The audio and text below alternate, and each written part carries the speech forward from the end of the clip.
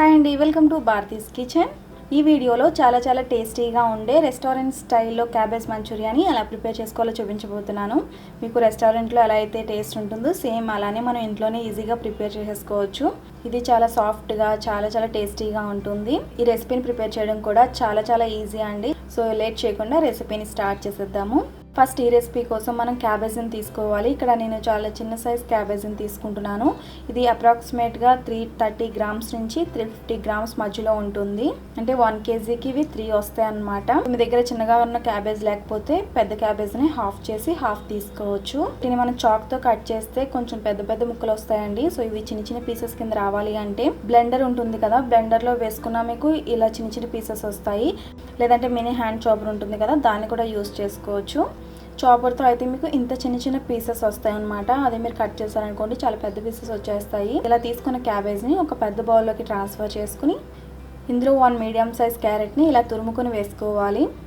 Next 2 table spoons వరకు capsicum ముక్కలు కూడా వేసుకోవాలి. వీటిని కూడా బాగా చిన్నగా కట్ చేసుకుని వేసుకోవాలి. నెక్స్ట్ ఒక పచ్చిమిర్చి ముక్కలు, నెక్స్ట్ 1/2 స్పూన్ కారం, నెక్స్ట్ 1 టీ స్పూన్ అల్లం వెల్లుల్లి పేస్ట్, రుచికి సరిపడా సాల్ట్, అలానే 1/2 స్పూన్ వరకు గరం మసాలా పౌడర్, 1/2 స్పూన్ ధనియాల పొడి, అలాగే కొద్దిగా మిరియాల పొడి, నెక్స్ట్ 3 స్పూన్స్ వరకు కార్న్ ఫ్లోర్, నెక్స్ట్ 3 స్పూన్స్ వరకు మైదాని కూడా వేసుకొని బాగా మిక్స్ చేసుకోవాలి. ఇది మిక్స్ చేసేటప్పుడు వాటర్ వేయాల్సిన అవసరం లేదండి. క్యారెట్లోను క్యాబేజ్లోను ఉన్న వాటర్ సరిపోతుంది. ఇది మిక్స్ చేసేటప్పుడు ఒకటి గుర్తుపెట్టుకోవాలండి, ఎక్కువ గట్టిగా మీరు ప్రెషర్ ఇచ్చి మిక్స్ చేసినట్లయితే క్యాబేజ్లో ఉన్న వాటర్ ఎక్కువ రిలీజ్ అయిపోతుంది. సో మీకు ఇది జారుగా అయిపోయే అవకాశం ఉంటుందన్నమాట. మీరు లైట్గా ఇంగ్రీడియంట్స్ అన్నిటిని జాగ్రత్తగా మిక్స్ చేసుకుంటే ప్రెషర్ ఇవ్వకుండా సరిపోతుంది. ఇందులో నేను క్యారెట్ అలాగే క్యాప్సికమ్ కూడా వేసాను. ఈ 2 ఆప్షనల్ అండి, మీరు కావాలంటే వేసుకోవచ్చు, లేదంటే 2 కూడా స్కిప్ చేసేసినా పర్వాలేదు. ఓన్లీ క్యాబేజ్తో కూడా ప్రిపేర్ చేసుకోవచ్చు, మిగతా వెజిటేబుల్స్ ఆప్షనల్ అన్నమాట. సో ఇలా మిక్స్ చేసుకున్న తర్వాత రౌండ్లా బాల్స్లా చేసుకోవాలి. మంచూరియా ఏ సైజులో ఉంటుందో సేమ్ అంతే సైజులో చేసుకోవాలి. ఇలా ఉండలు ప్రిపేర్ చేసుకునేటప్పుడు ఇది కొంచెం వాటర్ ఎక్కువ రిలీజ్ అయిందనుకోండి, కొద్దిగా ఇందులో 1 స్పూన్ ఫ్లోర్ కూడా ఎక్స్ట్రా మిక్స్ చేసుకోవచ్చు. ఫ్లోర్ మిక్స్ చేయాలి అనుకున్నప్పుడు మైదాని అలాగే కార్న్ ఫ్లోర్ని ఈక్వల్గా మిక్స్ చేసుకోవాలి. సో ఇలా ఉండలు ప్రిపేర్ చేసుకున్న తర్వాత వేడిగా ఉన్న ఆయిల్లో వేసుకుని ఫ్రై చేసుకోవాలి. ఆయిల్ బాగా హీట్ ఎక్కువగా ఉండకూడదు, అంటే బాగా పొగలు వచ్చేలా ఉండకూడదు అనమాట. అలా ఉంటే పైన కలర్ వచ్చేస్తాయి, లోపల మాత్రం సరిగ్గా ఉడకమన్నమాట. అలాగే తక్కువ హీట్ ఉందనుకోండి, ఇవి ఆయిల్ ఎక్కువ పీల్చేస్తాయి. ఆయిల్లో ఫ్రై చేసుకునేటప్పుడు ఆయిల్ కొంచెం హీట్గా ఉండేలానే చూసుకోవాలి. సో ఆయిల్లో వేసిన వెంటనే మీరు గరిటె పెట్టి మిక్స్ చేశారంటే ఇవి చెదురు అయిపోతాయి. సో ఇవి 30 సెకండ్స్ వరకు ఫ్రై అయిన తర్వాత మీరు ఒకసారి గరిటెతో కలుపుకుంటే సరిపోతుంది. నేను చూపించిన క్వాంటిటీస్తో మీరు మంచూరియాస్ చేసినట్లయితే 20 వరకు మంచూరియాస్ అవుతాయి. మీకు అంతకన్నా ఎక్కువ కావాలనుకోండి ఇంగ్రీడియంట్స్ని డబుల్ చేసుకోవాలి. ఇవి ఇలా లైట్ బ్రౌన్ కలర్ వచ్చిన తర్వాత తీసి పక్కన పెట్టుకోవాలి. ఇవి ఫ్రై చేసినప్పుడు జాగ్రత్తగా ఫ్రై చేసుకోవాలండి. తక్కువ హీట్లో ఉన్న ఆయిల్లో వేస్తే ఇవి నూనె ఎక్కువ పీల్చేస్తాయి. అలాగే ఆయిల్ మరీ ఎక్కువ హీట్గా ఉందనుకోండి పైన ఎక్కువ కలర్ వచ్చేస్తాయి, లోపల సరిగ్గా కుక్ అవ్వదు అనమాట. అలానే ఆయిల్లో వేసిన వెంటనే మీరు గరిటె పెట్టి మిక్స్ చేయకుండా 30 సెకండ్స్ తర్వాత కలుపుకుంటే సరిపోతుంది. ఈ టిప్స్ పాటిస్తే మీకు కరెక్ట్గా పర్ఫెక్ట్గా మంచూరియా అనేది కుక్ అవుతుంది. ఇలా ప్రిపేర్ చేసుకున్న మంచూరియన్స్ని పక్కన పెట్టుకుని ఒక మందపాటి గిన్నెని తీసుకోవాలి. అందులో 2 టేబుల్ స్పూన్స్ వరకు ఆయిల్ వేసుకోవాలి. ఆయిల్ హీట్ అయిన తర్వాత 2 టేబుల్ స్పూన్స్ వరకు వెల్లుల్లి ముక్కలు వేసుకోవాలి. చైనీస్ రెసిపీస్ ఏవైనా సరే హై ఫ్లేమ్లోనే చేసుకోవాలండి.